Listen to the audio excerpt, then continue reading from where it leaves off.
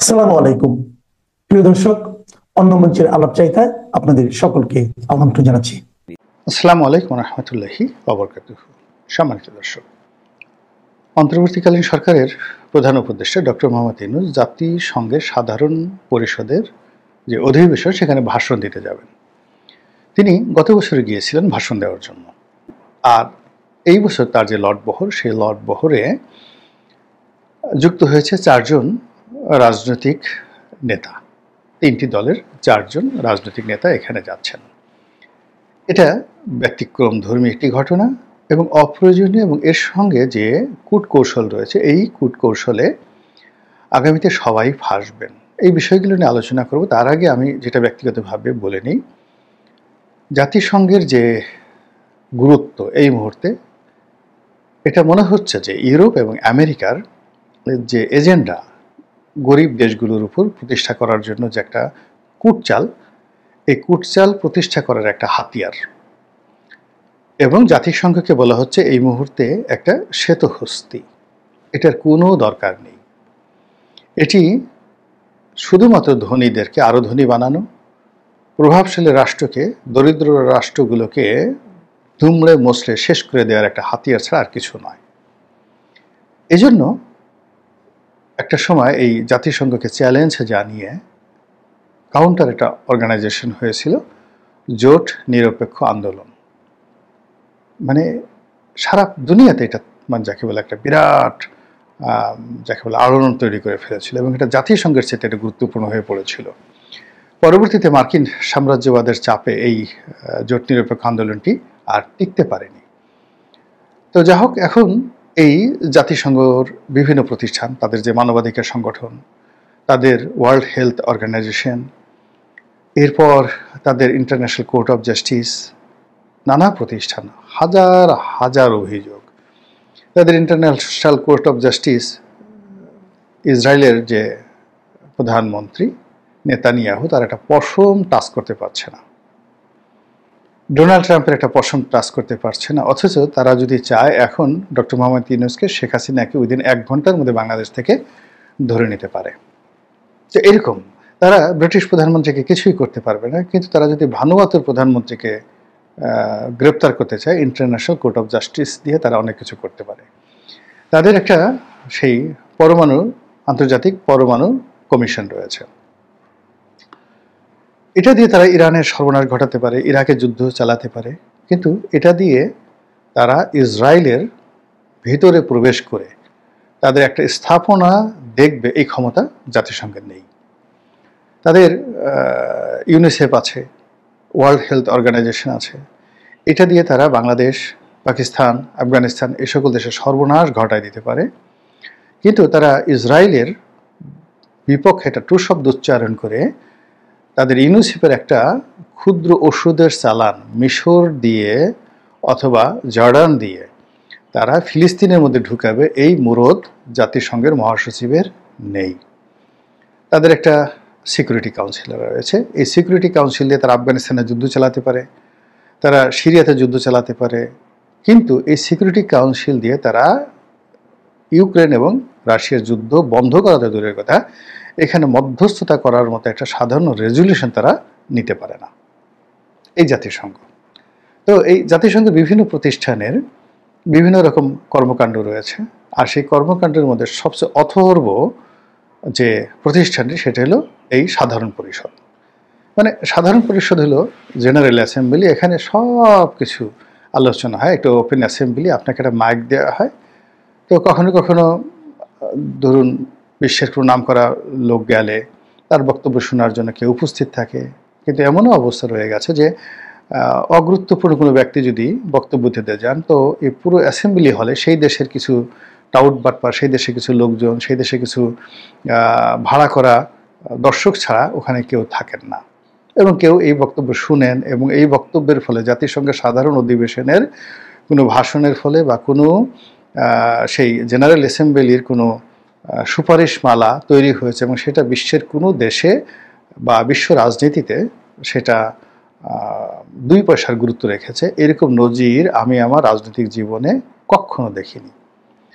ফলে এখানে আমি যদি বাংলাদেশের প্রধানমন্ত্রী হতাম, বিশ্বাস করেন আমি এখানে যেতামই না, লোকই পাঠাতাম কিনা। যদি একেবারে বাধ্যবাধকতা যদি থাকতো তাহলে একজন পররাষ্ট্র সচিব বা পররাষ্ট্র মন্ত্রণালয়ের একজন প্রতিমন্ত্রী যদি থাকেন তাকে পাঠাতাম যে যাও তুমি গিয়ে ভাষণ দিয়ে আসো, তুমি একটা ইকোনমি ক্লাসে যাবা আর ওখানে গিয়ে শুধু ভাষণের দিন থাকবা, 48 ঘন্টা তোমার যে খরচা যেটা আছে থাকার জন্য এটা তোমাকে দেওয়া হলো, পার ডে $200 করে পার ডিএম পাবা, এর বেশি না।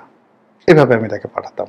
আর আমি এইভাবে যাওয়া মানে আল্লাহ এর আগে যেন আমার মৃত্যু দেয় এরকম আমার কাছে মনে হতো। এটা একটা বেহায়া নির্লজ্জের মতো একটা ঘটনা, কিন্তু বিভিন্ন দেশের লোকজন কেন যেন সেখানে যায়।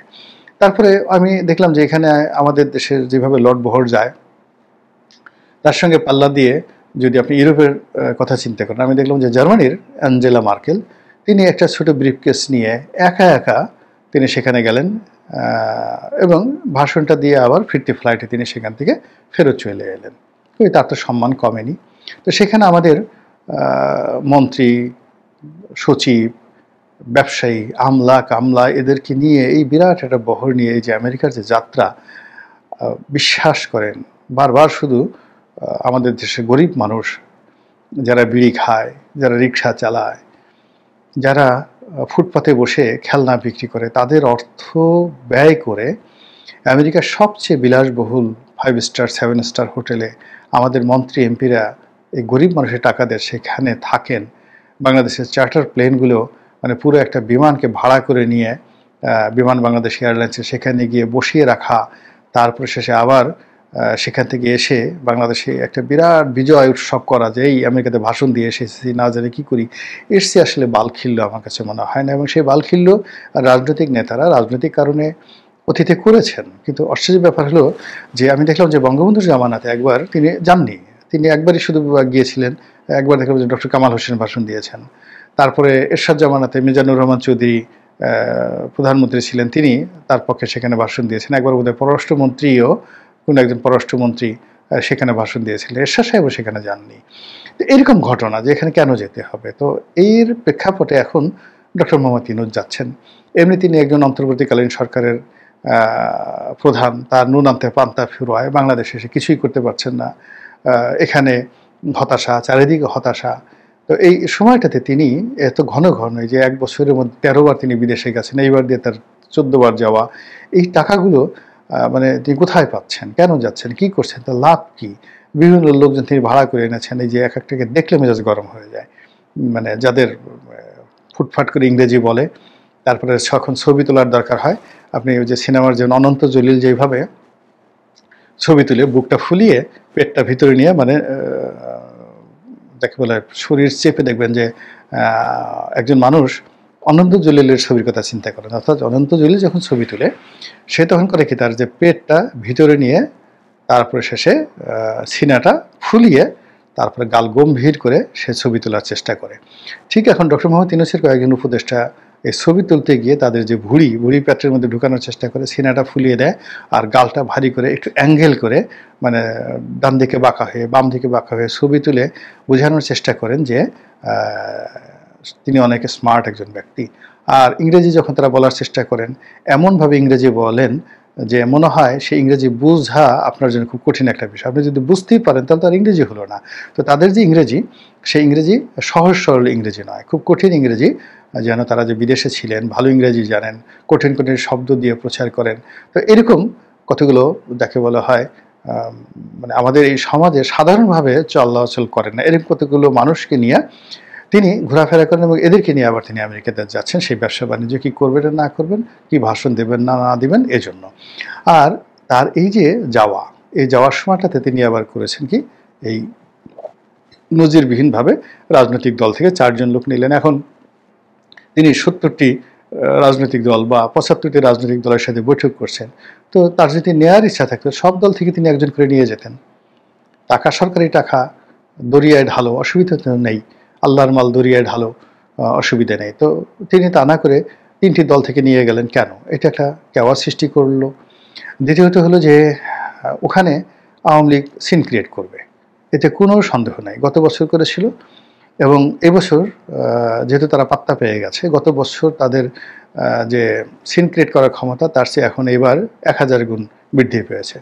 লন্ডনে মাহফুজের সাথে যা করা হয়েছে, আমেরিকাতে মাহফুজের সাথে যা করা হয়েছে, তারপরে আসিফ নজরুলের সাথে যা করা হয়েছে, ডক্টর মোহাম্মদ ইউনূসের সঙ্গে করা হয়েছে, এইবার একেবারে সুদে আসলে অতীতে যা কিছু করা হয়েছে এটাকে আরও 3 গুণ 4 গুণ মাল্টিপল করে তারা সমস্ত ইউরোপ থেকে, আমেরিকা থেকে লোকজন এনে এখানে রীতিমতো একটা উৎসব, ডিম উৎসব পালন করবে। কত ডিম মারা যায়, কত কুশপুত্তলিকে দাহ করা যায়, রাস্তায় রাস্তায় কত রকম মানে ছবি টানিয়ে, বিলবোর্ড টানিয়ে সেইগুলোকে মানে নানা রকম কাচিকুচি করে, তারপরে সে পচা ডিম মেরে, তারপরে সেইগুলোকে নিয়ে নাটক তৈরি করে, মানে এগুলো আমেরিকাতে হলো কি আপনার গণতন্ত্রের চর্চা করার জন্য, ব্যঙ্গ বিদ্রুপ করার জন্য নানা রকম সেখানে বৈধ উপকরণ রয়েছে। যেমন দেখা গেল একবার ডোনাল্ড ট্রাম্পের যখন প্রেসিডেন্ট লাস্টবার, তাকে উলঙ্গ করে, একেবারে সম্পূর্ণ উলঙ্গ করে একটা মূর্তি বানানো হলো as it is Donald Trump.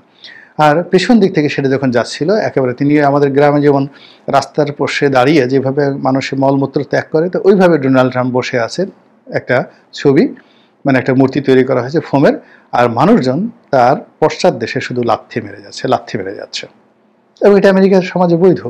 তো এখন জাতিসংঘর অফিসের সামনে, ডক্টর মোহাম্মদ ইউনূসের হোটেলের সামনে এই কাজগুলো আমেরিকাতে বসে যদি ও দেশের নিয়ম মেনে হাজার হাজার আওয়ামী লীগের লোকজন প্রতিদিন করে, আর সেই দৃশ্য যদি সোশ্যাল মিডিয়াতে ছড়িয়ে পড়ে, আপনি কি বলবেন বলেন তো? দূর থেকে বলবেন এই ধর ধর ধর। অথবা বাংলায় যে সমস্ত খুব গালাগালি রয়েছে, যেগুলো গালাগালি এই বট বাহিনী শিক্ষা দিচ্ছে আওয়ামী লীগের লোকজন এমনি তারা দুষ্ট, তাদের অসভ্যতামি নিয়ে জামাতের অনেক ক্ষোভ যে এদের মতো খারাপ কোনো লোক হয় না, কিন্তু এই খারাপ লোকদেরকে গালি শিখিয়ে দিয়েছে এই বট বাহিনী।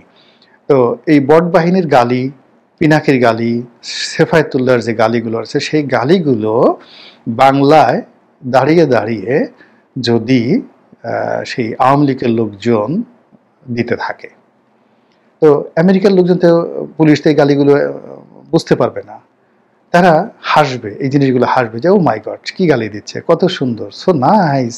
হ্যাঁ, এত সুন্দরভাবে গালি দেওয়া যায়। আমেরিকাতে গালি, ইংরেজিতে গালি তো 2-3টা, আর বাংলায় তো গালি 2-3 হাজার গালি রয়েছে।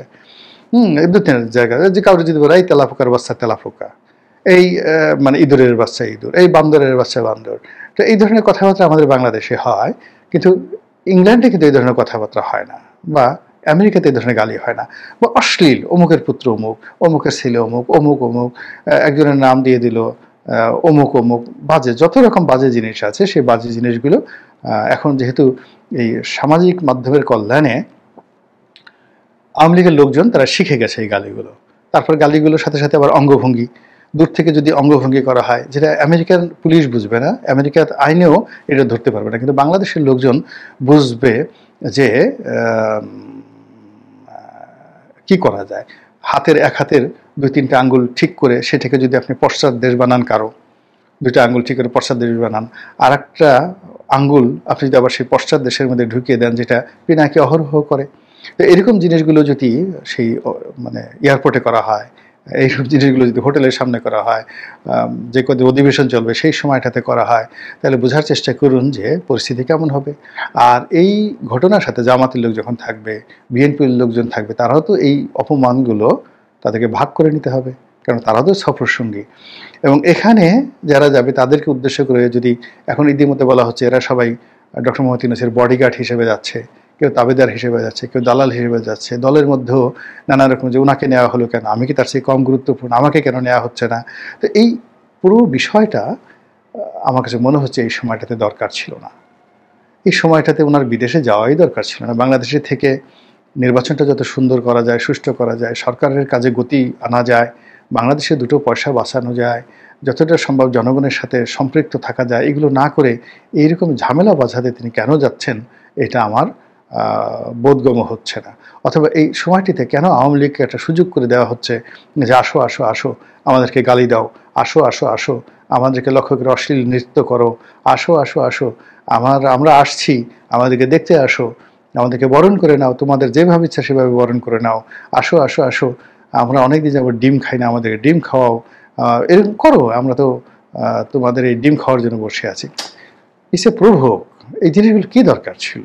কাজেই সবাই যে উনি যাবেন, যাওয়ার জন্য অনেকদিন যাবৎ আমাদের দেশে বিনোদন হয় না, মানুষের মনে অনেক দুঃখ কষ্ট। ফলে এই সমস্ত আওয়ামী লীগের যে তাদের যে লঙ্কাকাণ্ড তারা লন্ডনে করেছে ইউনূসের সময়, ইউনূসের ভিজিটের সময়, মাহফুজের ভিজিটের সময়, তো এই জিনিসগুলো বা আসিফ নজরুলের সাথে সুইজারল্যান্ডে এয়ারপোর্টে যে ধরনের ঘটনা ঘটা হয়েছে, এগুলো মানুষ কোটি কোটি মানুষ দেখেছে এবং মনে হয়েছে যে এর চাইতে উত্তম সুচিত্রা বলেন, তারপর শেষে মধুবালা, দিলীপ কুমার বলেন, তারপরে রাজকুমার বা রাজেন্দ্র কুমার, মধুবালার দৃশ্য বলেন, মানে সব ফেল, মীনা কুমারীর দৃশ্য ফেল, পাখিজার সেই দৃশ্য ফেল।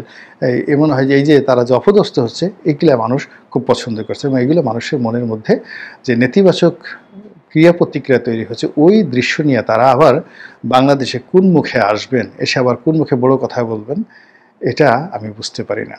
মহান আল্লাহ আমাদের সবাইকে হেদায়েত দান করুন এবং হেফাজত করুন। আসসালামু আলাইকুম।